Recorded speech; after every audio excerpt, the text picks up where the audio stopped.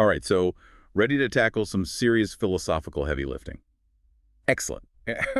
Today, we're diving into the mind of John Scottus, Eriugena, 9th century thinker who's way ahead of his time.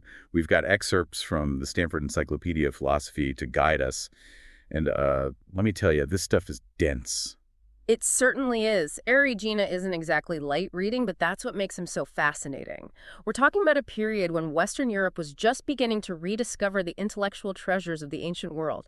And here comes Eriugena, fluent in Greek, diving headfirst into the works of Eastern Christian thinkers like the Cappadocian Fathers and Gregory of Nyssa. He was like a bridge between two worlds. Okay, so I'm picturing this Irish scholar holed up in a French monastery poring over these ancient Greek texts. Yeah. What kind of ideas was he grappling with? Well, one of his major projects was creating a system of Christian Neoplatonism, and at the heart of this system is a truly mind-bending cosmology. Eriugena believed that God, whom he describes as this unknowable, infinite force, emanates into being and then ultimately draws everything back into himself. Hold on. So we're talking about God creating himself. That's not your typical Sunday school lesson. It's more nuanced than that. Eriugena uses this striking phrase, nothingness through excellence, to describe God. He's not saying God is literally nothing. He's trying to convey the idea that God transcends our categories of understanding, even the very concept of being. God is so far beyond our grasp that even calling him being is limiting. Okay, I'm starting to see why this guy had a reputation for being a bit radical. Yeah. So if God is this nothingness through excellence, how does creation even happen? How does something come from nothing? That's where his concept of the four divisions of nature comes in. It's outlined in his major work, Metaphysics, which translates to On the Division of Nature. He argues that nature can be understood in these four categories: nature which creates and is created, nature which is created and does not create, and finally nature which is neither created nor creates. Whoa, that last one, nature which is neither created nor creates, that's a real head scratcher. Mhm. And where does God fit into these categories? That's the key. The first category, nature, which creates and is not created, that's where Eriugena places God. It's the source of all things, the uncaused cause, the ground of being.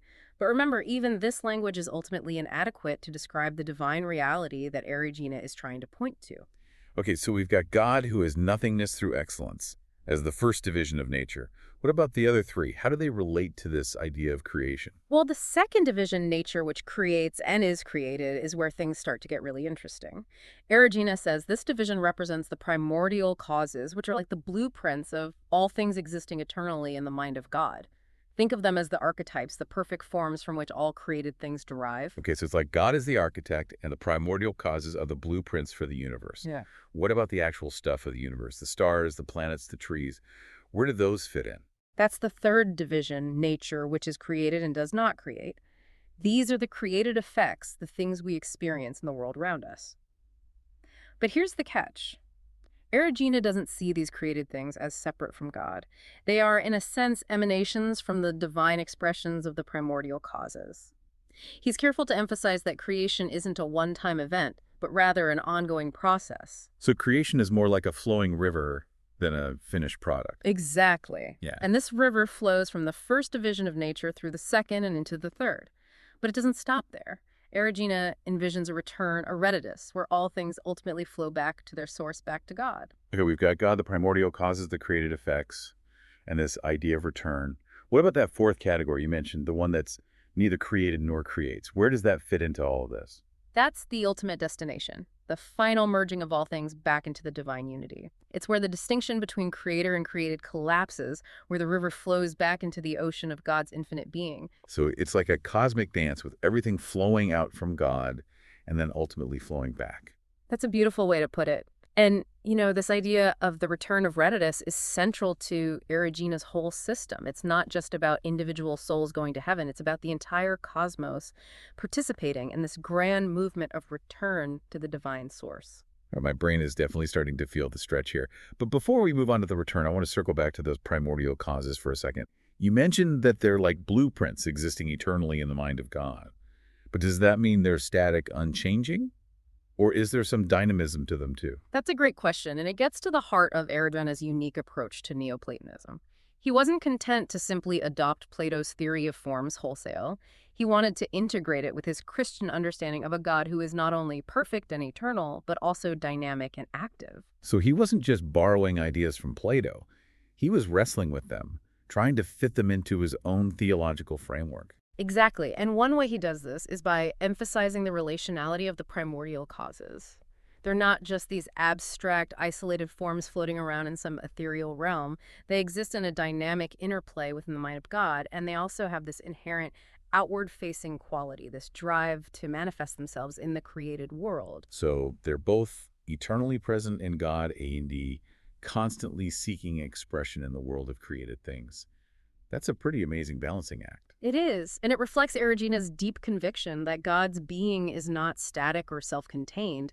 It's overflowing, it's creative, it's constantly seeking to express itself in the richness and diversity of creation. Okay, so we've got this incredibly dynamic conception of God in creation. Right. But where do we fit into all of this? What's the role of humans in Eriugena's cosmic drama? That's where things get really interesting. For Eriugena, humans occupy a unique place in the cosmos. He sees us as a microcosm of creation, a mirror reflecting the divine image.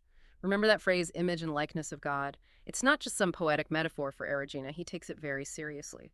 Okay, so we're like miniature versions of God reflecting the divine attributes. But doesn't that contradict the idea that God is nothingness through excellence? How can we, with our limited minds and bodies, possibly reflect something so utterly transcendent? That's the paradox at the heart of Eriugena's anthropology. He argues that just as God is unknowable in his essence, so too are we. He uses the term apophatic anthropology to describe this idea. We can't fully grasp our own nature, just as we can't fully grasp the nature of God. So we're all walking mysteries even to ourselves. That's a pretty humbling thought. But how does this connect to the idea of humans being made in God's image? It seems like we're both like God and completely unlike God at the same time. Exactly. And that tension, that paradox, is precisely what makes us human. For Eriugena, our capacity for knowledge is one of the key ways we reflect the divine image. But this isn't just about accumulating facts or mastering logic. It's about participating in the divine act of knowing, which is ultimately a process of unknowing. Okay, now you're really messing with my brain. How can knowing be a process of unknowing? It sounds like a contradiction in terms. It is, in a way. But remember, we're talking about Eriugena here, the master of paradox. He's trying to express something that's ultimately beyond language. For him, true knowledge involves a recognition of our own limitations, a willingness to surrender our preconceptions, and to encounter the mystery of God. So it's like the more we know, the more we realize we don't know. It's about embracing the unknown both in ourselves and in the universe. That's a great way to put it. And this process of unknowing, of encountering the mystery, is what ultimately leads us back to God. Remember that concept of redidus, the return. It's not just a passive process of being drawn back to the divine source. It's an active participation in the divine life, a process of becoming more fully ourselves by realizing our profound connection to God. Okay, so we're all on this journey of return, this process of becoming more fully human by realizing our connection to the divine. But how does this work in practice? What does it mean to actually live out this apophatic anthropology? That's a great question, and it gets to the heart of Eriugena's practical ethics. For him, living a good life involves cultivating virtues like humility, love, and compassion.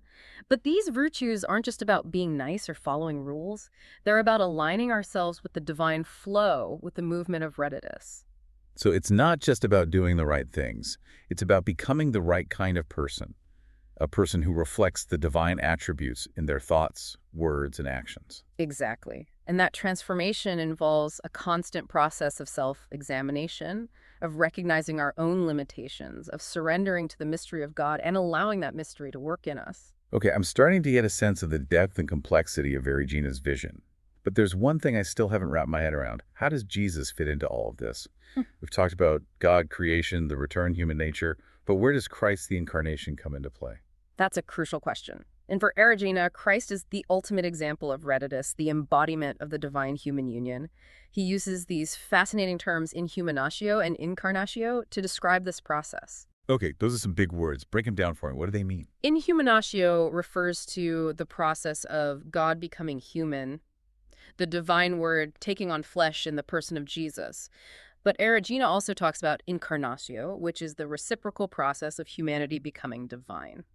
Wait, hold on. Are you saying that humans can become God? That sounds a bit heretical even for Eriugena. It might sound that way at first, but remember, for Eriugena, the distinction between God and creation isn't as rigid as we often imagine. Creation is an emanation from God, a manifestation of the divine. So in a sense, we already are divine, even in our fallen state. So it's not about becoming something we're not. It's about realizing something that's already true about awakening to our inherent divinity. That's a great way to put it. And for Eriugena, Christ is the model for this awakening. He shows us what it means to fully embody the divine human union, to live in complete harmony with the divine will. Okay, so Christ is the archetype, the perfect example of what's possible for humanity. But how does this process of incarnatio actually work? What does it mean for us to become more divine? For Eriugena, it's not about becoming all-powerful or omniscient like God. It's about participating more fully in the divine life, about reflecting the qualities of love, compassion, and wisdom that are at the heart of God's being. So it's about becoming more loving, more compassionate, more wise. That sounds a lot like what we were talking about earlier, about cultivating those virtues. It's all connected. For Eriugena, the path to rededitus, the return to God, is also the path to becoming more fully human, more fully alive. It's about realizing our true nature as beings who are made in the image of God, who are capable of reflecting the divine light in the world. This is all incredibly profound and inspiring. But I have to admit, I'm still struggling with the practical implications of all of this. What does it actually look like to live out this vision of rededitus? How do we take these big cosmic ideas and translate them into concrete actions and choices? That's a crucial question, and it's one that Eriugena himself grappled with. He believed that true spirituality isn't about escaping the world or withdrawing into some private realm of contemplation. It's about engaging with the world, about bringing the divine light into the darkness, about working for justice and compassion in all spheres of life. So it's not about retreating from the world's problems. It's about rolling up our sleeves and getting involved, about being agents of healing and transformation. Exactly. And for Eriugena, this engagement isn't limited to any particular sphere of activity. It can manifest in our relationships, in our work, in our political involvement, in our care for the environment, in every aspect of our lives. Okay, I'm starting to see how this all comes together. It's like Eriugena is offering us a vision of a fully integrated life, a life where our spirituality isn't compartmentalized, but rather permeates everything we do. That's a great way to put it. And you know this vision has profound implications for how we understand our role in the world. We're not just individuals pursuing our own private happiness. We're interconnected threads in a vast and beautiful tapestry of divine love. And we have a responsibility to contribute to the beauty and harmony of that tapestry, to weave our own unique threads into the grand design. That's a beautiful and inspiring image. But let's be honest, it's not always easy to see the world through that lens, especially when we're bombarded with so much negativity, so much division, so much suffering. How do we stay connected to that vision of divine love and interconnectedness when the world around us seems to be falling apart? That's a challenge we all face, and it's one that Eriugena himself acknowledged. He knew that the path of redditus isn't always easy. It's a journey that involves confronting our own shadows, wrestling with doubt and despair, and navigating the complexities of a world that often seems far removed from the divine light. But he also believed that even in the darkest of times, even in the midst of suffering and loss, the divine love is always present, always working to draw us back to itself. So it's about holding on to that faith, that trust in the ultimate goodness of creation, even when things seem bleak. Exactly. And it's about cultivating practices that help us stay connected to that source of goodness practices, like prayer, meditation, contemplation of nature, acts of kindness and compassion. These practices help us to remember who we truly are, to realign ourselves with the divine flow, to find that still point within the storm where we can access the peace and joy that are at the heart of reality. Okay, I'm feeling a renewed sense of hope and possibility here. But I have to admit there's one aspect of Eriugena's thought that I still find a bit unsettling. We've talked a lot about the return to God, about merging with the divine source. But what happens to our individuality in that process? Do we lose our sense of self, our unique identity, when we merge with the infinite? That's a question that has haunted mystics and philosophers for centuries, and it's one that Eriugena addresses with remarkable subtlety and nuance. He doesn't shy away from the paradox of the situation. How can we both retain our individuality and merge with the infinite? So how does he resolve that tension? Does he believe that we lose ourselves in God or that we somehow retain our individual identities even in the midst of that union? Well, for Eriugena, the key lies in understanding the nature of the divine unity. It's not a monolithic, homogeneous oneness where all distinctions are obliterated. It's a unity that embraces diversity, a harmony that's composed of a multitude of voices. So it's like a choir, where each voice contributes to the beauty of the whole while still retaining its unique tone and character. That's a beautiful analogy, and it captures the essence of Eriugena's vision. For him, the return to God isn't about becoming absorbed into some kind of cosmic blob. It's about realizing our fullest potential, about expressing our unique gifts and talents in a way that contributes to the harmony and beauty of the whole. So it's about becoming more fully ourselves, not less. Exactly. And, this vision of redditors has profound implications for how we understand human relationships. Because if our ultimate goal is to participate in the divine unity, then our relationships with each other become incredibly important. So it's not just about our individual relationship with God. It's about recognizing the divine spark in everyone we encounter and treating each other with love, respect, and compassion. Exactly. And, this vision of human relationships as reflections of the divine unity has profound implications for how we understand community social justice and our responsibility to care for those who are marginalized or suffering. It's like Eriugena is giving us a blueprint for a more just and compassionate world. A world where our relationships are grounded in love and our actions are guided by a deep awareness of our interconnectedness. But before we go too far down that road, I want to circle back to something we touched on earlier, the idea of creation as an ongoing process. We talked about how Eriugena saw creation as this flowing river constantly emanating from the divine source. But does that mean creation is never finished? Is it always changing, always evolving? And if so, where are we headed? What's the ultimate destination of this cosmic journey? That's a question that has fascinated philosophers and theologians for centuries, Yeah. and it's one that Eriugena himself grappled with. He believed that creation is indeed an ongoing process, a dynamic interplay between the divine and the created. And while he didn't offer a specific roadmap of where this process is headed, he did offer some tantalizing hints about the ultimate destination. Yeah, he did. He believed that the ultimate goal of creation is deification, which he saw as a process of returning to God or redditus. Okay, but we've talked about deification before. Isn't that just about individual souls merging with God? That's part of it, but Eriugena's vision is much grander. He believed that deification encompasses the entire cosmos. It's about the whole of creation returning to its source and participating in the divine life. So it's not just about us going to heaven.